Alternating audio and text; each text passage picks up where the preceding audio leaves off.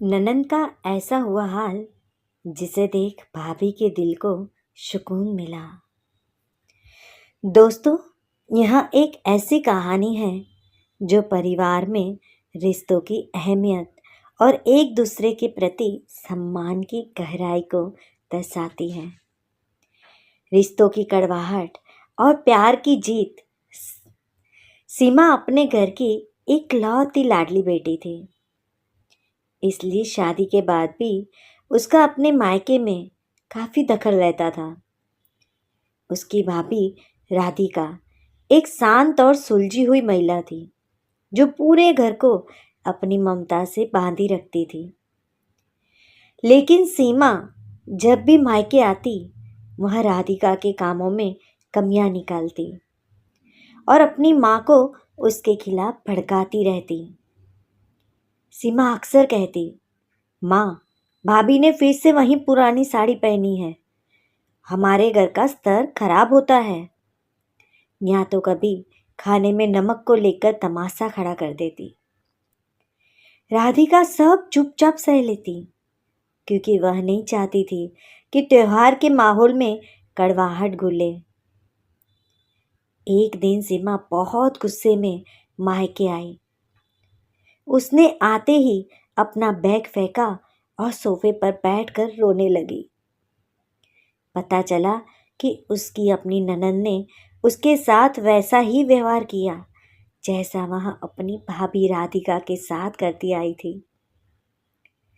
सीमा की ननद ने उसे सबके सामने नीचा दिखाया था और उसकी पसंद का मजाक उड़ाया था। सीमा सिसकते हुए बोली, माँ, नंदे इतनी कठोर क्यों होती है? क्या उन्हें नहीं दिखता कि हम भी अपना घर छोड़कर आए हैं? मेरा दिल दुखा दिया, पूरा घर चुप था।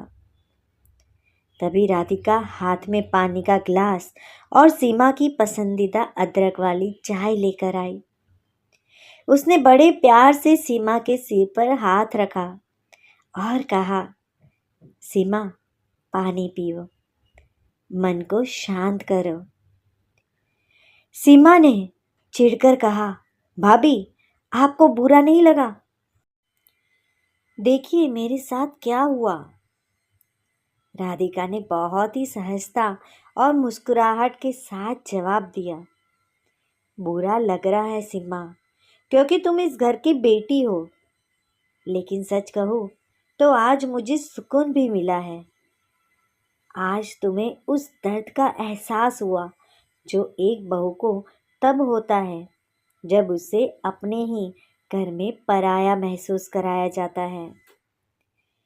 रिश्ता चाहे ननंद भाभी का हो या देवरानी जेठानी का, वह सिर्फ खून से नहीं बल्कि एक दूसरे को दिए गए मान सम्मान से चलता है।